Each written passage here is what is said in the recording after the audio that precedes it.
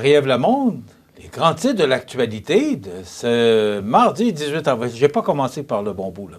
Les grands titres de l'actualité de ce mardi 18 avril. Marie-Ève Lamonde, bon matin. Bonjour. Voilà la formule. Il est un peu mêlé ce matin.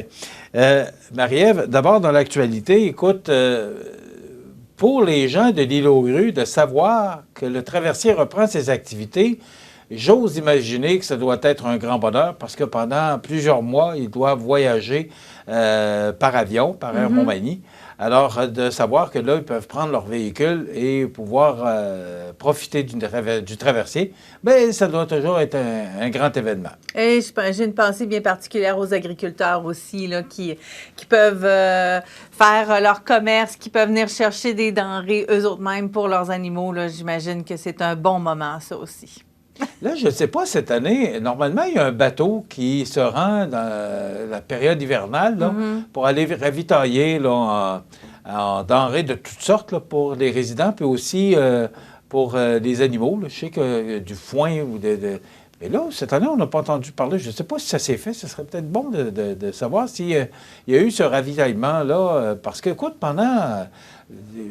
fin novembre qu'on l'a arrêté le bateau le traversier? Oui, fin novembre, début décembre cette année. Alors, ça fait quand même décembre, janvier, février, mars, presque la fin d'avril. Alors, ils doivent être heureux là, de reprendre les activités sur le traversier. Maintenant, la Chambre de commerce de Montmagny, qui est finaliste pour deux nominations, en fin de compte. Oui, dans 2 catégories. Des journées plus dures que d'autres, hein? Ils sont finalistes dans 2 catégories pour le Gala des Chambres de commerce 2023 qui se traînera très, très bientôt. Ce sera du côté de Rouyn-Noranda que se tiendra la fameuse... la finale, finalement, là, le gala. Et Nicole Robert était vraiment contente d'être en nomination. Ils sont en nomination pour le prix recrutement. Il faut dire qu'ils sont très, très forts en recrutement à Montmagny, ça, on ne se le cachera pas. Et aussi pour Grande Chambre. Ça, c'est Chambre de commerce de l'année pour plus de 200 abonnés, là, 200 personnes. C'est ça, abonnés. Donc, ça. Là, comme Nicole Robert nous a expliqué, est-ce qu'on va l'entendre, non? Oui? Jean, oui. Parce que des fois, vous me faites des petites surprises, là. Oui, Jean dit qu'on va l'entendre. Bon, alors écoutons Nicole Robert. La nomination de la Fédération des chambres de commerce, il appelle petites chambres pour les chambres de 200 membres et moins. Et grande chambre, c'est ceux qui ont 201 membres et plus. Alors, cette année, on s'est impliqué, on a donné notre mise en candidature pour cette nomination de grande chambre de l'année parce qu'on a passé quand même de petite à grande chambre en 1 an. Alors, on est très fiers de ça. Et on a appliqué, évidemment, pour le recrutement parce qu'on a fait un bond phénoménal au niveau, selon les chiffres qu'il fallait que je donne à la Fédération des chambres de commerce sur une période donnée, c'était un bond de 33%. Mais si je vais aujourd'hui, en date d'aujourd'hui, par rapport à la date de l'année passée, c'est 44% d'augmentation de recrutement. Donc, c'est très bien. Alors, on pense qu'on a des bonnes chances d'y aller pour le 5 juin qui va avoir lieu cette année à Rouyn-Noranda. L'année passée, c'était à Saint-Georges-de-Beauce. Bon, Mme Robert dit le 5 juin, mais c'est bien le 6 juin, c'est à Rouyn-Noranda, et ils devront prendre l'avion pour se rendre à cet endroit-là. Et ça mobilise beaucoup d'avions parce qu'il y a beaucoup de chambres de commerce, puis il y a beaucoup de nominations. Également, j'apprenais que la Chambre de commerce Kamouraska-Lillet est en nomination aussi. On vous en parlera au cours de la semaine, là. Et Marie-Ève, je veux juste terminer là-dessus en disant, je salue le dynamisme de la Chambre de commerce de Montmagny et de Kamouraska-Lillet.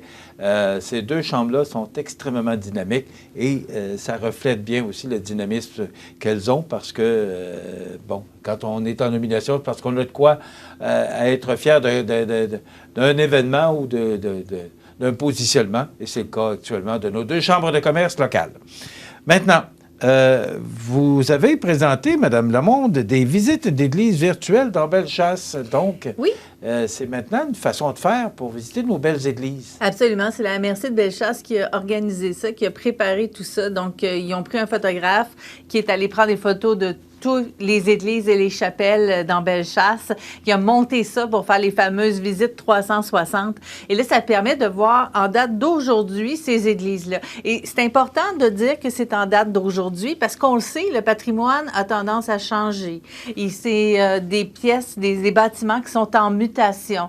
Donc, ça va être, en plus d'être un document qui nous permet de visiter ces églises-là qui ne sont pas toujours ouvertes et qu'on a envie de voir parce qu'on a un beau patrimoine religieux dans la région, eh bien, en plus de pouvoir les voir de la maison, eh bien, on a aussi le côté archive qui nous dit aujourd'hui, là, en 2023, elles étaient comme ça, ces églises-là. Et s'il y a des changements, il y a des mutations, mais on va pouvoir voir avant et après. Donc, je pense que c'est un document important qui a été créé, donc, avec la MRC de Bellechasse. Et vous pouvez le voir, ce projet Bellechasse au clocher, vous n'avez qu'à vous rendre sur le site de la MRC de Bellechasse. Vous allez dans la section patrimoine, très, très simple. Et là, vous choisissez, il y a les églises, les chapelles, vous cliquez et vous allez choisir votre église, votre chapelle. Là, on le voit ici, là, Jean nous montre comment ça fonctionne et on peut visiter très facilement. C'est de toute beauté. Les brigades culinaires qui s'affrontent aujourd'hui en 8e de finale. Oui, Michel, la tablée des chefs offre des ateliers culinaires dans les écoles. Il y a plusieurs écoles au Québec qui le font et ils ont créé des brigades culinaires qui s'affrontent. Donc, oui, on fait tout au long de l'année des plats, on apprend à bien manger, on apprend à cuisiner, on offre ça aux banques alimentaires, entre autres, mais à la fin de l'année, c'est comme une espèce de combat des chefs, donc un combat culinaire qui est proposé à Montmagny, à Cazaux. Les groupes du lundi et du mardi se sont affrontés.